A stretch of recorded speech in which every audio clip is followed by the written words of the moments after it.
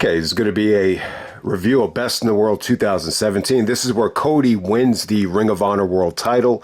I think it's an important show. I wanted to go back and check this out, considering Cody had just won the belt this month. And I'm glad I did. I think this show was really, really good, and I'm sorry that I slept on it. And I was wrong, man. When I found out that Cody was going to be ROH champion, I disagree with it at the time, but this ended up being an all-time great decision. I mean, you could definitely argue that the decision was more beneficial to Cody than it was to ROH, and ultimately I think it was. But it's a very important show, and I'm glad I watched it. So, but hey, man, this is a huge weekend for sports and wrestling. We got the NBA playoffs on the horizon. The Knicks are the number 2 seed. They're going to be playing Philadelphia. But so there'll definitely be a playoff preview dropping after this play-in stuff is over. This play-in thing just takes forever to wind up. So definitely want to talk about that. That should be probably dropping Saturday morning, hopefully. And, we got a big weekend for AEW and TNA. TNA's doing Rebellion. You got Dolph Ziggler actually challenging Moose. The undercard looks pretty good, but I think this is a skippable TNA show. I think, they're competing with AEW this weekend. I think it's just bad timing. This AEW show looks incredible, Dynasty. I mean, say what you want about, the storylines and the booking. I know there's people that are gonna, shit on this card because it's just, loaded with just dream matches. So I don't know how well it's going to do in terms of buy rates, in terms of attendance, but you cannot argue with this card. This card looks incredible. Danielson and Ospreay, from Pac to Okada to, the Young Bucks and FTR in the ladder matches. And then, you got Joe and Swerve, which almost seems like an afterthought, with Swerve potentially winning the belt. So the show looks incredible. I'm not going to do a preview of it because, it seems like AEW is transitioning to a pay-per-view every month. One of the reasons I would do a preview for AEW shows is because there's only 4 or 5 of them, and they always feel special. I'm not saying that the show doesn't feel special. It's just a little bit too soon to do another preview. But yeah, I'm definitely going to see this show no matter what. So probably coming late, but it will be coming. So definitely check out Dynasty. Say what you want about AEW right now, and especially coming off of the heels of the Punk interview with, him shitting on Tony Khan for, the low attendance and, not caring about making money. But the bottom line is the show looks friggin' incredible. I would be very, very surprised if this is not in contention for, one of the best AEW shows ever. So it should be a very interesting weekend. To say the least. But hey, man, we're going to transition to ROH Best in the World 2017. We got Cody on the cover for Backlash. God, that cover looks sweet. That belt looks like out of this world on Cody in that picture. But yeah, Cody's going to be main eventing Backlash, hopefully against AJ Styles. By the time you see this video, possibly we might have AJ Styles and LA Knight, the rematch in the books. I don't know, it could be LA Knight, but I would expect AJ to get the victory here as a heel, the main event in France.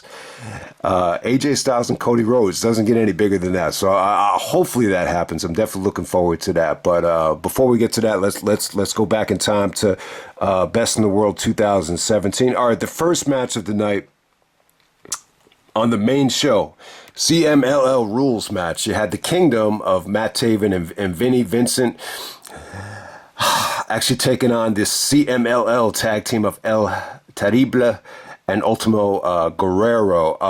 I think Taven looked pretty good here, man. He really put his body on the line.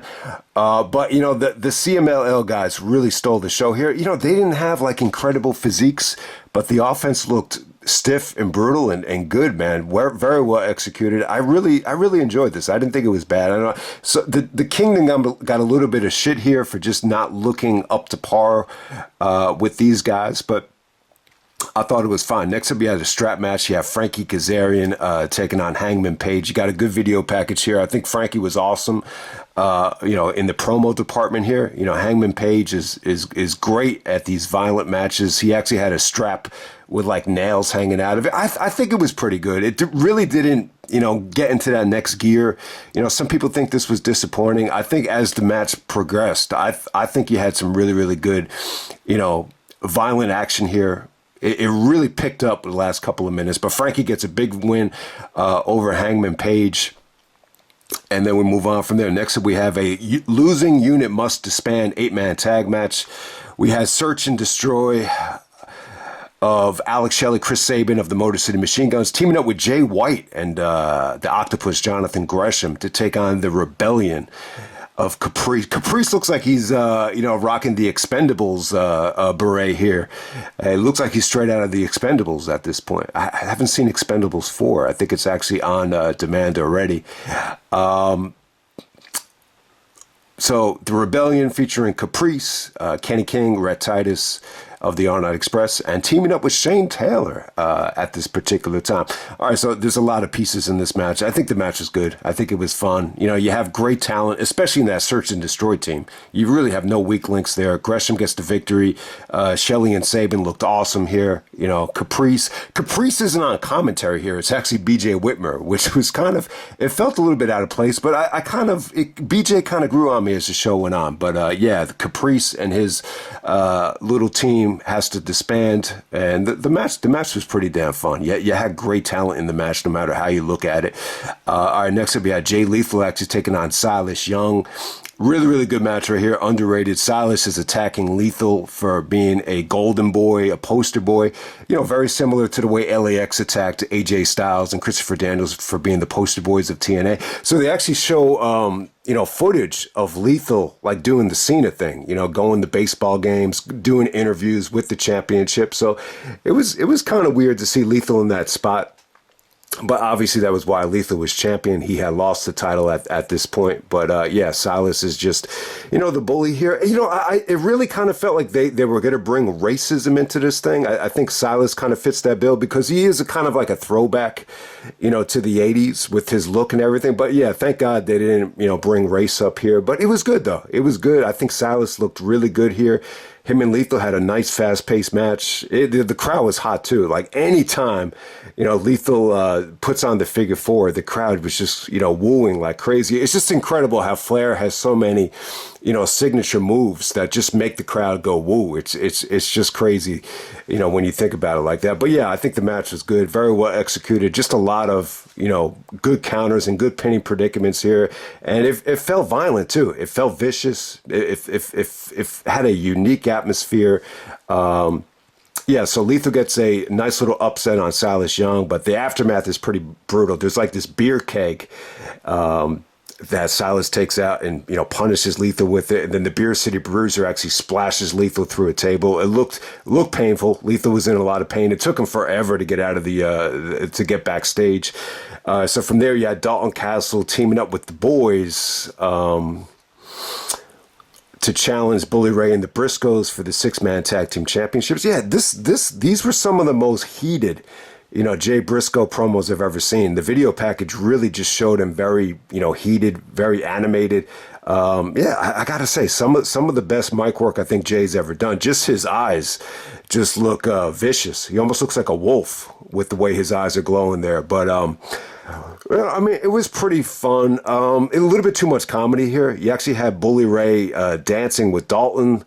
It was okay. Jay just looked like he didn't want to be there through most of the match. Like a lot of the comedy stuff, Jay just didn't know how to react. Mark was a little bit, more willing to get down and dirty with some of the comedy stuff. But, as the match progressed, I got to say, Dalton Castle looked good. The fans actually got really, really behind him. Dalton gets the upset victory on Mark. And, so we just go from there. So Dalton Castle and the boys win the 6-man titles. Yeah, I think Dalton was perfect to win the 6-man championships, and plus, they're still trying to build him up as the main event of Final Battle. So it was a good stepping stone, I think, for Dalton. But it was fun. It was a comedy match. I'm just not a huge fan of seeing Briscoes and Bully together. But obviously they would split, not too long after this. All right, next up we had Kushida actually taking on Marty Scrull for the television championship. I think this is really good, man. I thought this was awesome. Kushida is actually coming off of winning the best of the Super Juniors tournament. I think he defeated Kyle O'Reilly to win that. That was actually obviously New Japan, and he's taking on Marty Scrull in a rematch here. I think the match was really good. I mean, you just saw some great, submission wrestling here, some painful submission wrestling, some good stretching, some good counters.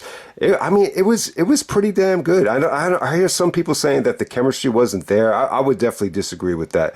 I thought this was solid stuff. This is the matches. These are the type of matches that can single-handedly just draw, some of the diehards back in, and it came off good here. So Kushida gets a nice little victory here.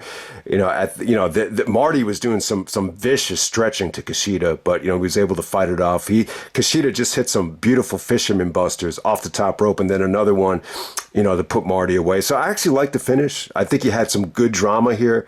On that one Marty submission where he's just stretching the shit out of Kushida's arm. So definitely check it out. It was good stuff. All right, next we have the Young Bucks defending the ROH Tag Team Championships against War Machine, and then Best Friends insert themselves into the match. Trent cuts a promo saying that they deserve to be in the match because they just beat the Young Bucks. All right, so on paper, I was just like, another three-way tag. Like, I didn't know what to expect of it. But I'll tell you what, man, War Machine is great at these multi-man tag matches. Their offense just comes off great here.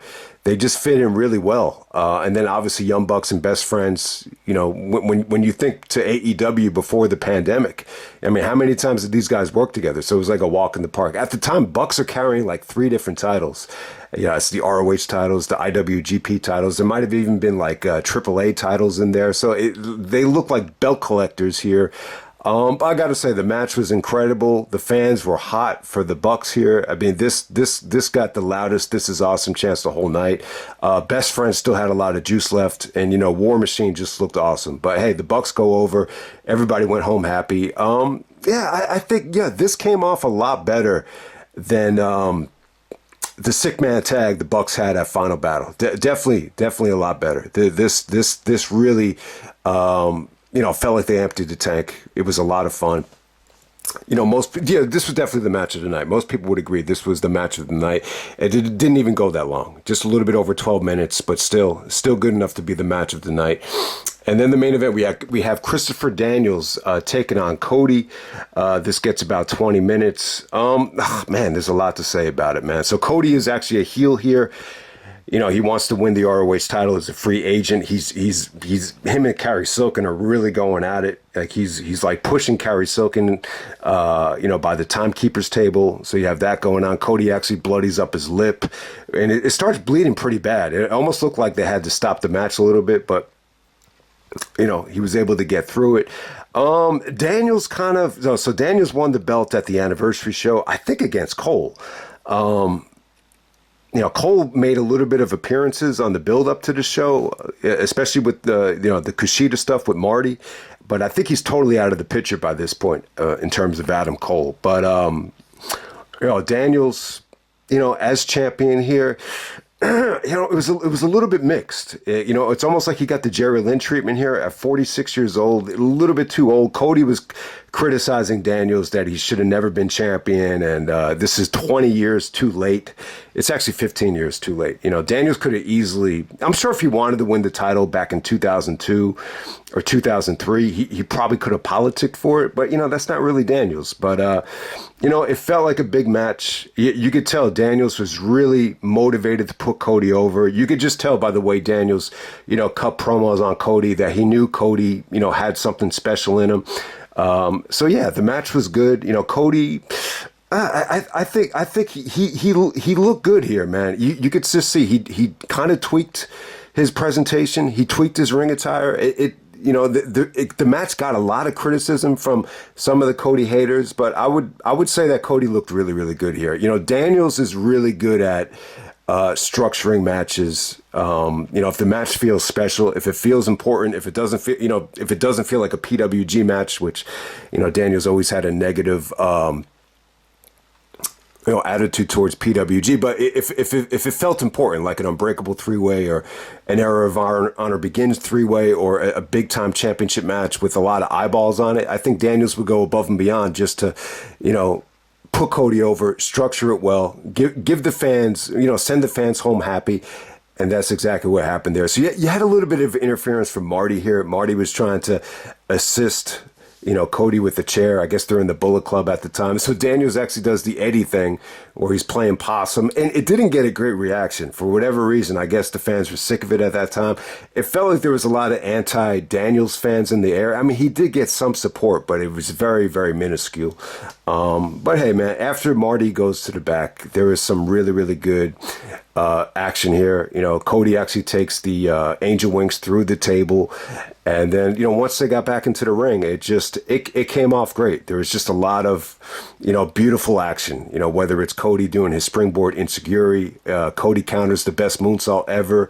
There's some great transitions from the angel wings into the Cody cutter. There's a beautiful roll up that Cody counters into the Cody cutter for the finish. It just came off good. It came off like they really, emptied the tank without really going into near fall overkill. It really felt like they gave you a lot in this finishing stretch. It didn't feel anywhere near as unsatisfying as, Cody versus Minoru Suzuki, for example. So, yeah, I give this match a thumbs up, man. I think it was a really, really good main event. It's an important match.